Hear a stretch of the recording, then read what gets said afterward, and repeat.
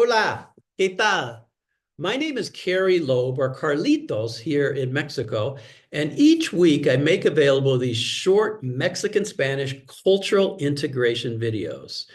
Today's lesson is all about how to greet the locals in Mexican Spanish.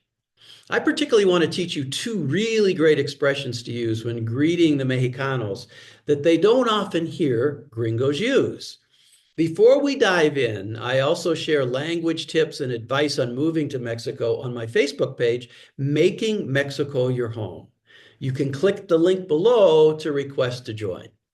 For those of you considering a move, I also run the website Expat Pathway Mexico, where you'll find more useful resources, including my blog and a way to sign up for my monthly e-newsletter. Again, click the link below to explore more. Okay, remember in the last lesson how to say goodbye? I mentioned that in Mexico, there's a ritual to greetings and goodbyes. There's a whole set of phrases, an almost choreographed litany used when saying hello and saying goodbye. And this ritual matters. Today, I'm going to teach you this great variation of the greeting ritual used in Mexico. Most of you know how to say buenos dias, or what is used just as commonly as buen dia. Let's say it, buenos dias. And one more time, buenos dias. This is generally followed by what I taught in a prior lesson called How Are You? Remember that lesson? If not, just go to my YouTube channel and you can review it in its entirety there. It's lesson number 3. Basically, what I taught in that lesson are the best ways to ask the locals how they are doing. Over on the left, you're going to see the list from the most formal at the top to the most informal at the bottom.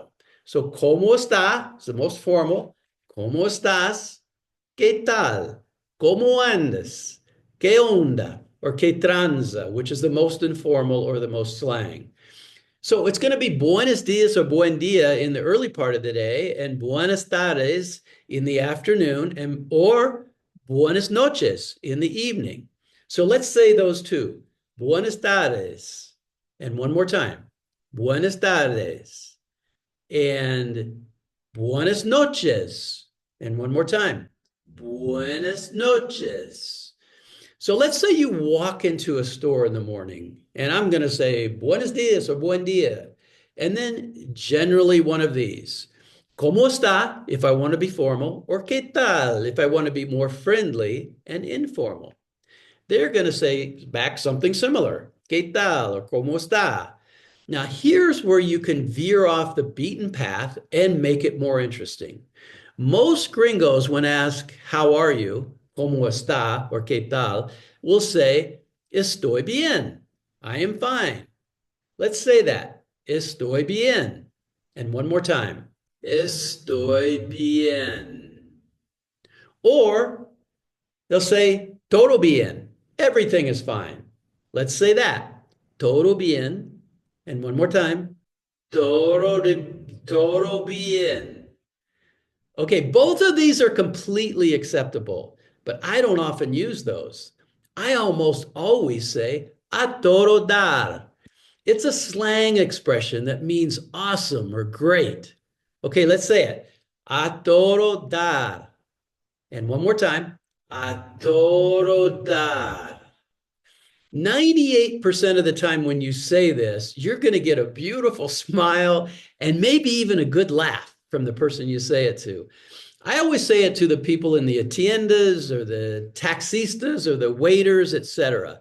This expression is not to be used when you want to be more formal, like with older people or professionals. Okay, let's go to the second great expression to use. Maybe after you have the how are you exchange and you have gone through that entire ritual, you can say, ¿Cómo amaneciste? It literally means, how did you dawn? But really means, how did you sleep? Okay, let's say it. ¿Cómo amaneciste? And one more time. ¿Cómo amaneciste?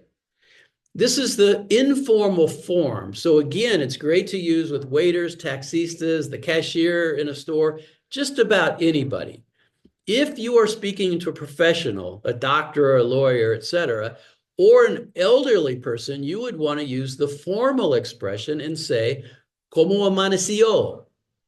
Okay, let's say that. ¿Cómo amaneció? One more time. ¿Cómo amaneció?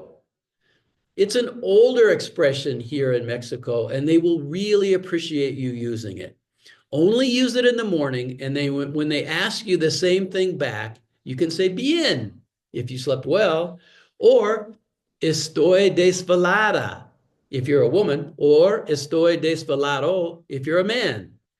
This is if you slept poorly. Okay, let's say that. Estoy desvelada. And one more time. Estoy desvelada. Or estoy desvelado. Okay, now let's go through how this entire greeting conversation might look. You're at the checkout stand in a store in the morning. You, buenos días, ¿cómo está? Or, ¿qué tal? Them, todo bien. ¿Y tú? In the informal, or they might use the formal, y usted. Both mean, and you? And you will say, a todo dar. And them, probably smiling, they might say, qué bueno, or something like that. And then you say, ¿cómo amaneciste? And they say, bien, usted, y usted, or y tú, and you, bien, if you slept well, or estoy desvelada, or estoy desvelada, desvelado, if you did not sleep well. Okay, so then once you're checked out, if you're feeling checked out at the checkout stand, if you're feeling confident, that you can move on to the goodbye ritual that I taught in lesson number 4. Check it out if you haven't already seen it. Sometimes what can happen is they're going to think, wow, this Gringo can speak some Spanish. And then they might launch into this rapid fire Spanish. You know how that goes? And you get confused and you have no idea what they're saying. Well, no worries. Sometime in the next 2 to 3 weeks, I'm going to teach you appropriate and somewhat funny things you can say to extract yourself gracefully from that conversation. All right. So again, as I mentioned in the last videos, there's 3 main steps I use to learn Spanish and that I want to teach you. Number 1, write it down. Keep a notebook of all the new words and expressions you learn. Number 2, review it. Regularly go over your notes and practice speaking it out loud. Number 3 is speak it. So use these new words and phrases in real interactions at a store checkout, with a taxi cab driver, anywhere. Mexicans appreciate the effort, and you may even make a new friend. Speaking these words and expressions out loud reinforces your learning and making it easier to remember. And don't worry about making a mistake. Making mistakes is one of the best ways to learn Spanish. If you do make a mistake or get stuck halfway through, go home, research how to say it correctly, and then run it through these 3 steps again.